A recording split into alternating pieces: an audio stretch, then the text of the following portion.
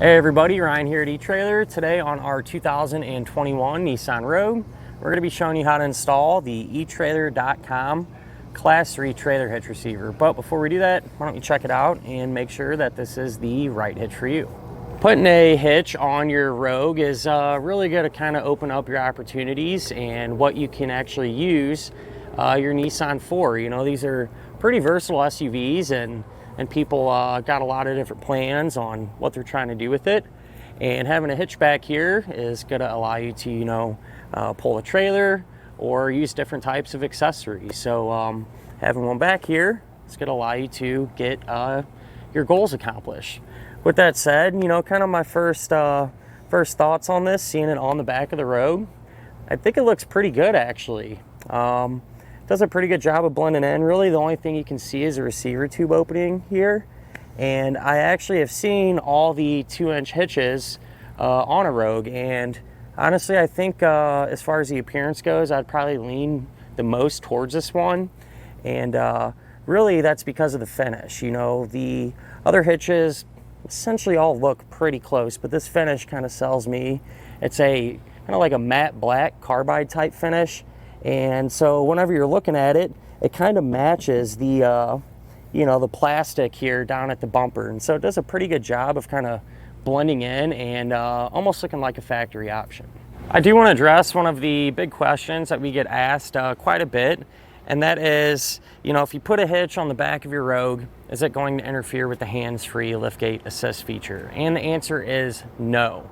Unfortunately, our model here today isn't equipped with that feature, so I can't show you, but I do know from past experience it's going to work. The only thing you're going to have to do different is just kick your foot to either side of the hitch and everything will operate just like it should. Also have several people ask about this too, and it's definitely understandable. So nowadays, you know, it seems like every vehicle has quite a few different submodels, you know, from the base model all the way up to the top tier, you know, the fully loaded one. And we had some people asking if this hitch is going to work with different submodels. And in this case, it does not matter what submodel you have. The hitch is going to bolt up and work like you'd expect it to.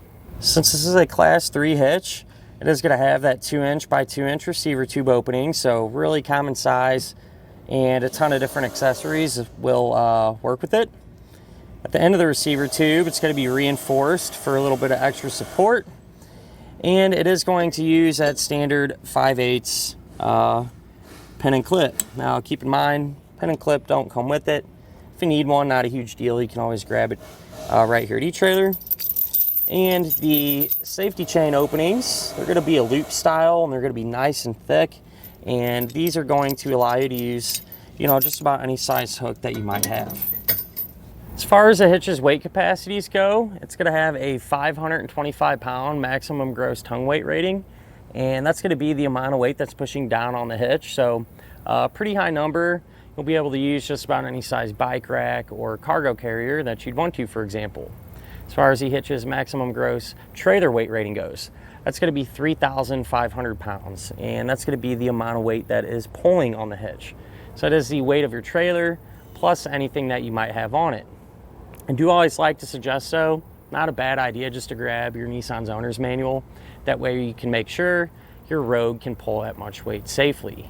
And with that in mind, you know, if you're going to be pulling a trailer, you are going to want the lights to work on it. You know, that way people know what's going on and you'll be safe and legal. And to accomplish that, you can always grab some trailer wiring. Now let's go ahead and just grab a couple of measurements. That way we could try to figure out which hitch mounted accessories would work best. If you go from the ground to the top inside edge of the receiver tube opening, that's going to be about 11 3/4 of an inch. So if you're planning on pulling a trailer, chances are pretty good you're going to have to grab a ball mount that has a rise in its shank. If you go from the center of the hitch pinhole to the edge of our rear bumper, that's going to be about 6.5 inches. And you can use that measurement to figure out that if any folding type accessories that you might have can be stored in that upright position without contacting the bumper.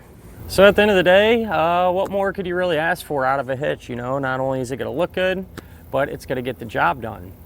Now, as far as the installation goes, Very easy, actually. Just about anyone should be able to do this.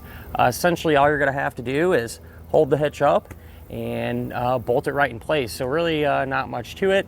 You know, it can be done on the ground even, and at home in the garage, or maybe even in the driveway. But speaking of the installation, why don't we go ahead and pull into the garage and put it on together now. To begin our installation, we're going to be working here underneath the back of our Rogue, and the first thing that we're going to do is identify our attachment points.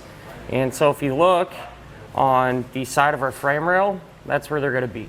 So we're going to have a total of 2 attachment points, one here and one here, and these are going to be threaded weld nuts. And I want to mention, from this point on, anything we do to one side of the vehicle, we're also going to do to the other side, because it'll be set up the exact same way.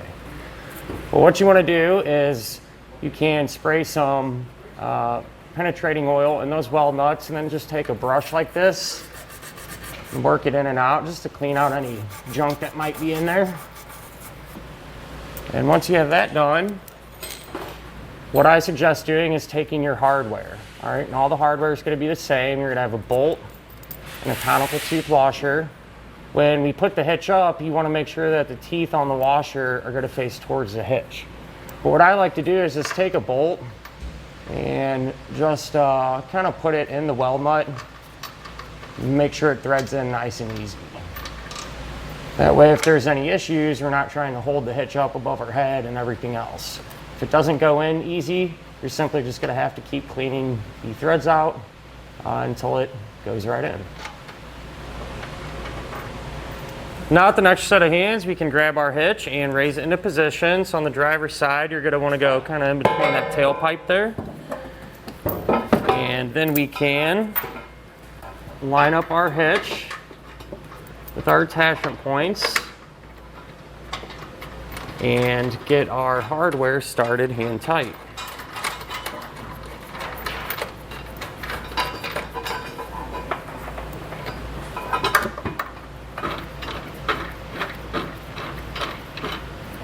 With all of our hardware in place and hand tight, we'll come back with the socket and snug it all down.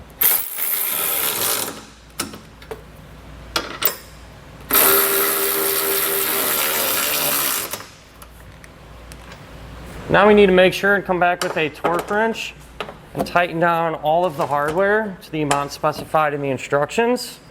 If you don't have a torque wrench, you can grab one here at etrailer.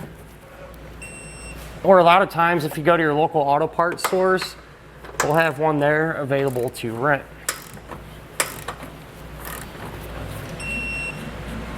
And that'll finish up our look at and our installation of the etrailer.com Class 3 trailer hitch receiver on our 2021 Nissan Rogue.